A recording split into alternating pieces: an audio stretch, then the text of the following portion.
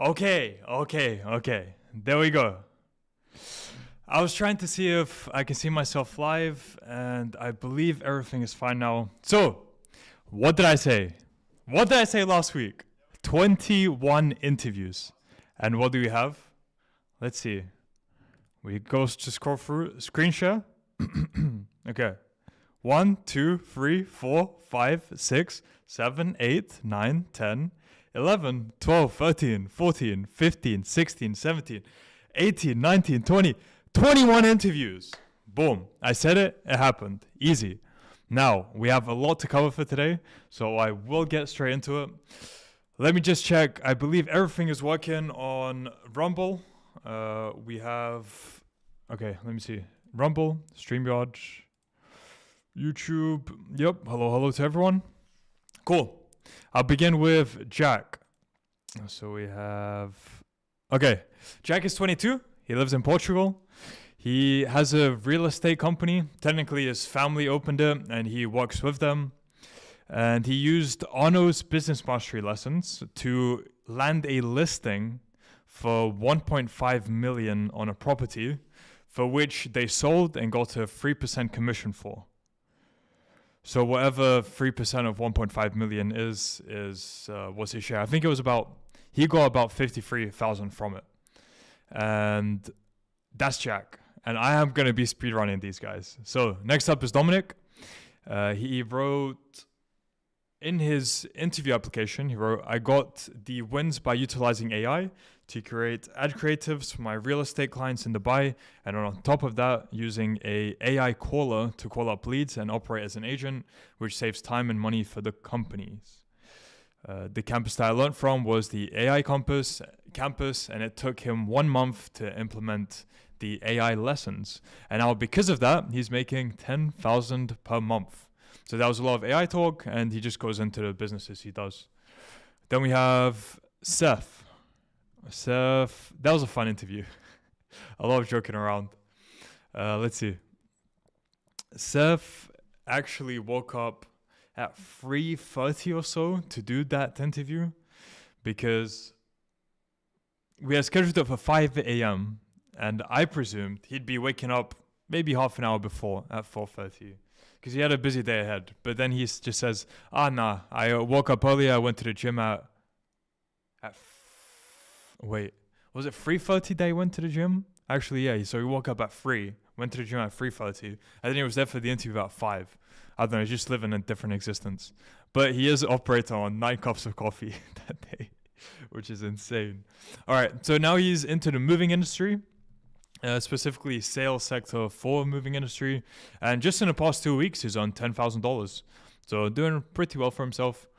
And during the interview we break down the content creation and AI campus, go in depth into it, and just a lot of other things, a lot of joking around, life lessons, other things. Good interview, would recommend to watch. Then we have Brad, who is a dog trainer, and in our previous interview, he was also going for the crypto campus. Now he's eased off a bit on crypto just because of the current rough period.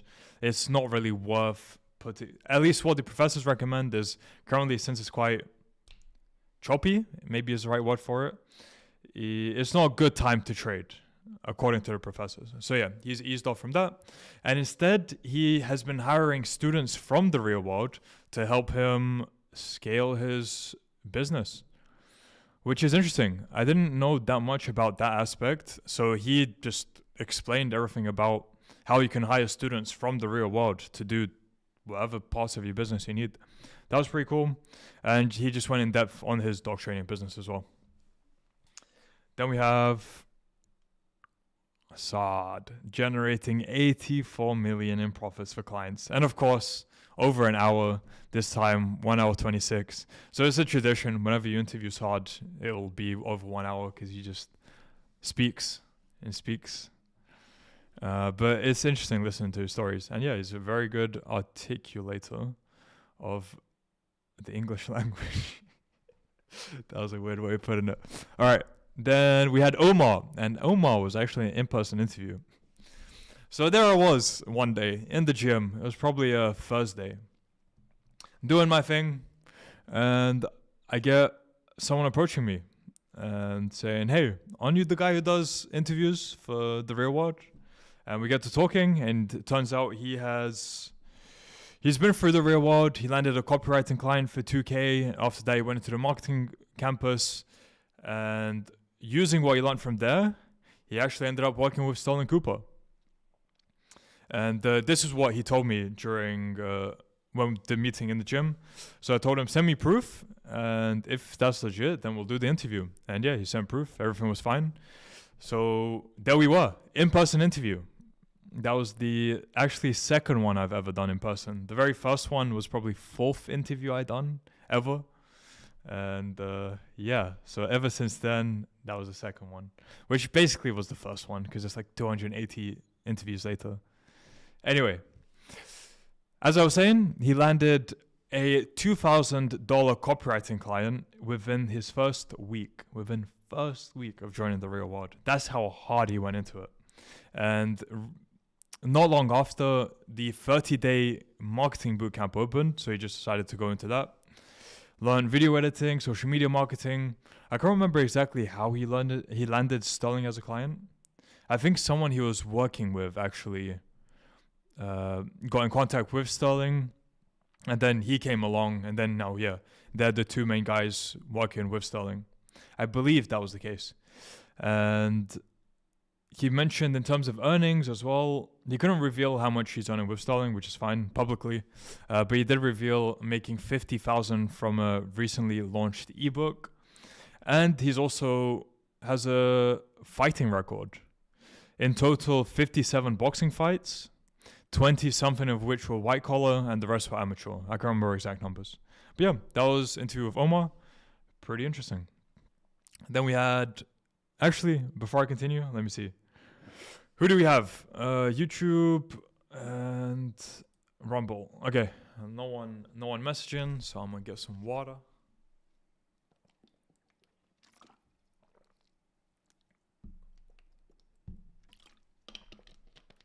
Okay. Continuing. We have there we go. Steve. Steve was out in Thailand with the boys. The boys meaning Saad, Nikolai, Federico, and Bellman. So the five of them chilling in Thailand. Steve got invited over. I had done a previous interview with him previously, so he was in Vietnam back then. And yeah, he just started working with them as a video editor.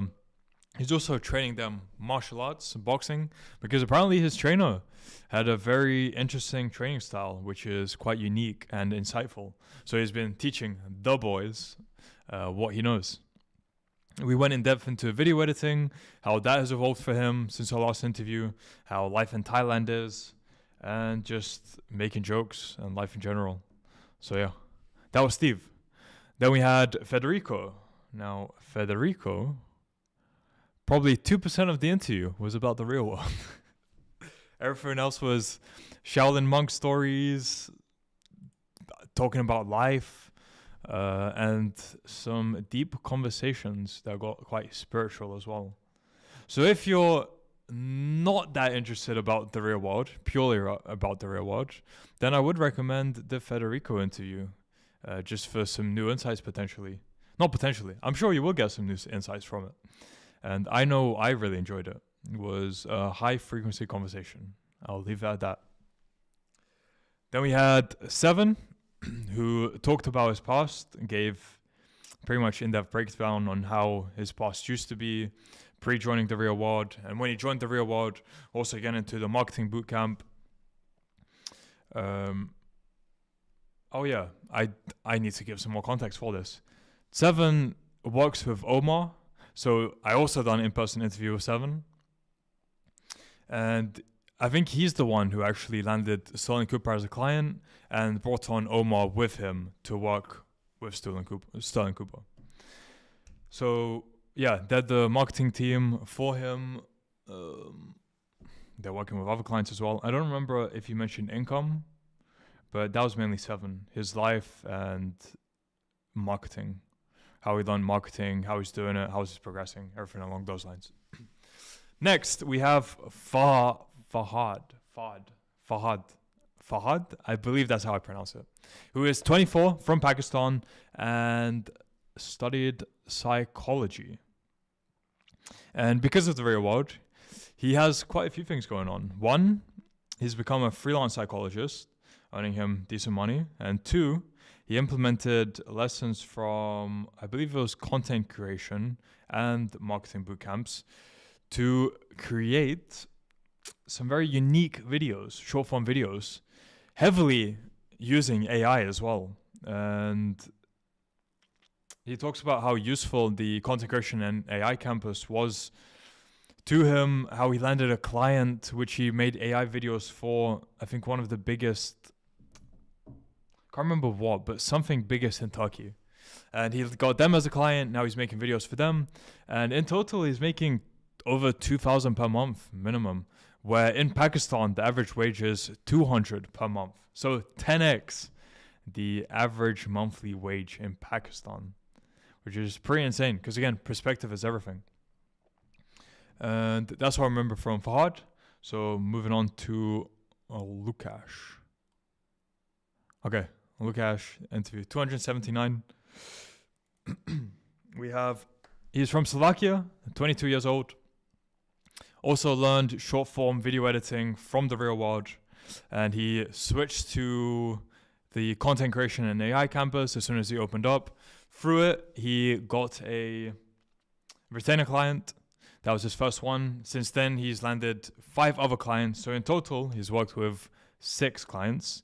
And he's averaging 3,500 per month, where, again, relatively, in Slovakia, average month is 1,000 per month.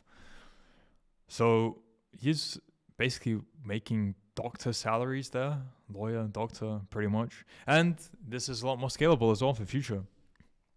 Then we have Chris, who, that was a very good story from Chris. He went from 2K, earning 2K from our last interview, to now 50K, I believe 3 months later. And he's bought a new place. He's gotten back together with his wife, and his mindset is iron. He has an iron mind, solid mindset. Huge positive changes for Chris. Was super cool to listen to. He talks also about how his UGC has improved over the months, and he's enrolled his son into the real world because the son wanted to follow his father's footsteps and is now learning content creation, UGC. So that was super cool. And for Chris, I'll end off with chainmail. If you want to know what chainmail is about, you'll have to listen to the interview.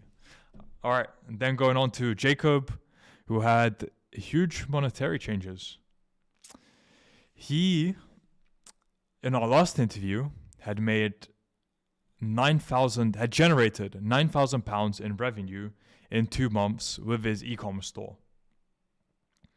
And 6 months later, he has now generated 160,000 pounds in revenue, of which about 35,000 pounds is profit. And converting to dollars, I believe that's around $45,000. Huge. He talks about how his life has changed over those 6 months and the additional lessons he's learned from e-commerce that has helped him scale to this point, and what else he needs to do to scale even further. At this point, he sees that there's no ceiling to this, and he can scale so much more. So yeah, that's Jacob's story. He goes over in depth in the interview.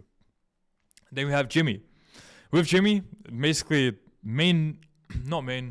most of the interview was just trading discussion, stock discussion, in depth in that area.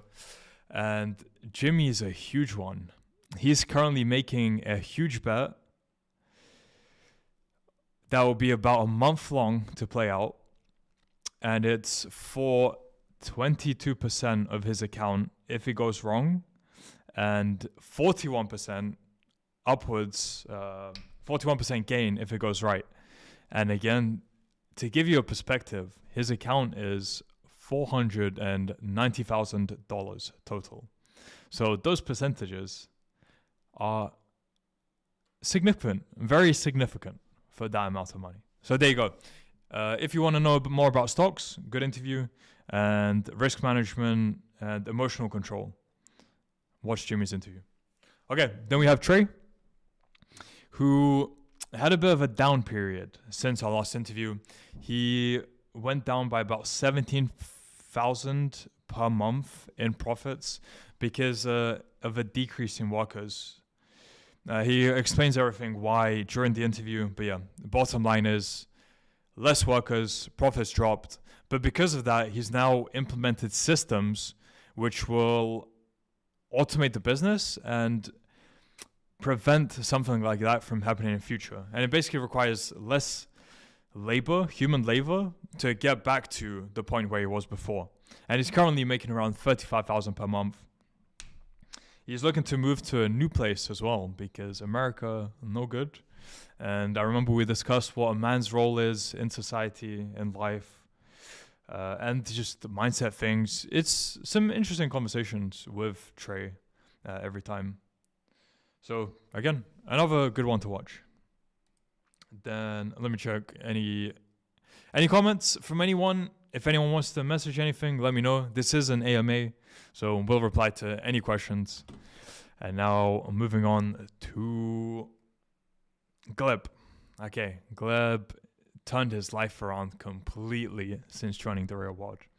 He is 18 years old, talks about what his life was before and the basically 180 trajectory shift since joining, how his mindset changed, how his attitude towards other people changed, how just lifestyle in general was completely different. And he's from Namibia, I believe that's how you say it. First person I'm interviewing from Namibia in Southern Africa. And through the work he's put in, he's landed a $2,000 client, which again, relatively is huge for where he's living. And part of that success he attributes to the 3 other very close friends that he met through the real world, who together they have started an agency, and it was with that agency that they landed the client. And there's definitely a lot of potential for Gleb in future. Just if he continues on this path, then yeah, he's got a lot of potential ahead of him. Look forward to doing follow-up interviews with him and seeing how everything progresses for him. Okay, next one is a bit of an issue because if you look at my Rumble account, you will actually not see this interview with Infinite. And that's because as I was going over it today, I realized, I actually missed a cut from the start because it was a few minutes of trying to get the right camera angle, and definitely not something I want to leave in. So I'll be editing that out and re-uploading it later. So okay, that just a quick rundown of it is he has a lot of e-commerce experience. From maybe 2012 is when he got into it. So he talks about that and how the real world community is still just so useful to him, even with all that experience, just to push him forward. So I'll leave it at that. I'll edit it, bring it back up, maybe cover it more later. Then we had Peter, and Peter did not want to reveal publicly how much he is making, which I completely respect, but he was doing very well for himself. Our last interview was 8 months ago, so in that time he's had insane change. He has a very interesting story, and he talks about all the new opportunities he's had in those 8 months because of the networking that he's been doing. Some name drops there. I won't say now. You can watch the interview for those. But yeah, very interesting story. Talks about how different his life is now as well. How different he is as a person in those 8 months. Just how much he's changed. And you can clearly see that change as well on camera. And yeah, I'll sum up with that for Peter. It's a pretty good interview to watch, for sure. Then we had Brian, who also was 8 months ago, first interview. At the time, he was making $5,000, and now he is making $20,000 to $25,000 per month. As a copywriter, he explains how he acquired the clients, which led to him scaling to $20,000 to $25,000 per month. And there was actually a very interesting story he had of 1 week period where he mentally broke. And I don't want to actually reveal what he done during that 1 week period, because you can watch the interview to find out. But it was quite a story there. And then we went over mindset things as well, and how men are wired for war, just like we did with Trey. So quite an interesting interview with Brian. And then we have Philip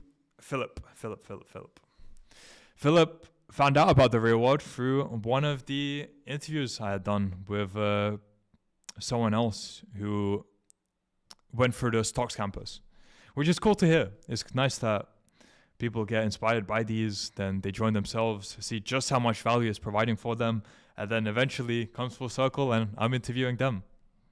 And yeah, Philippe had made 15,000 since joining the Stocks campus. He always wanted to be a trader for the majority of his life, since a young age, that is. So he went into finance, and he actually studied finance in university. Now he's working in the finance sector. So he has an interesting perspective there on traditional finance education and the type of finance the real world teaches. And he links them together, shows the contrast there, and it's insightful. It's insightful to listen to. Just again, how different it is. And how much better, spoilers, but yeah, how much better the real world actually is compared to going through the traditional route for finance. Also, breakdown of Stocks campus, quite in-depth breakdown.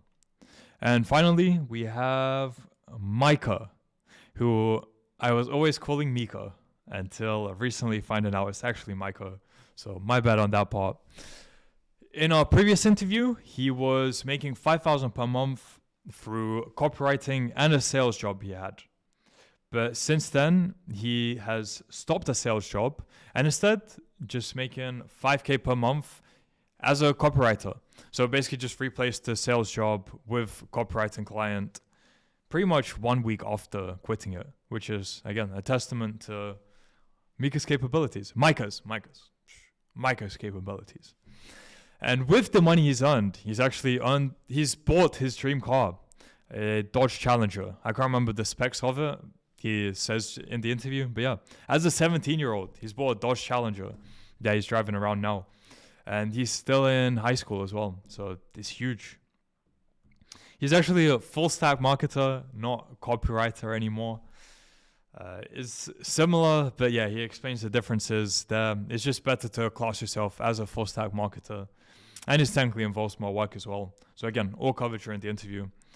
And he talks about the changes in himself over those 3 months and how his day is just so much more efficient now. And also how to structure your day to be optimal efficiency. There you go. Speed run, about 25 minutes. Decent, okay. Then let me check if there are any comments. And if not, I will end off. Hello, Cuban Tate. Hey, I am 24 with 3 weeks left till the affiliate marketing purge. I have an Instagram and a YouTube account, both getting dozens, hundreds of views. Should I try TikTok to make the path to Cuban Tate? I don't know. I'm not a professor within the marketing campus, so probably best to bring it up to them. Actually, I'll leave it at that. Just ask your professors. That would be the best way to do it. Okay, and if there are no more interviews, then see me next week with another 21 interviews to give a rundown for. Or maybe I'll lie. And actually just do more. Who knows? We'll see. But yeah, thank you to everyone who tuned in, to the 30 viewers and 8 on YouTube. So almost 40. Decent. We're scaling. We're getting there. All right. Goodbye to everyone. Have a good week.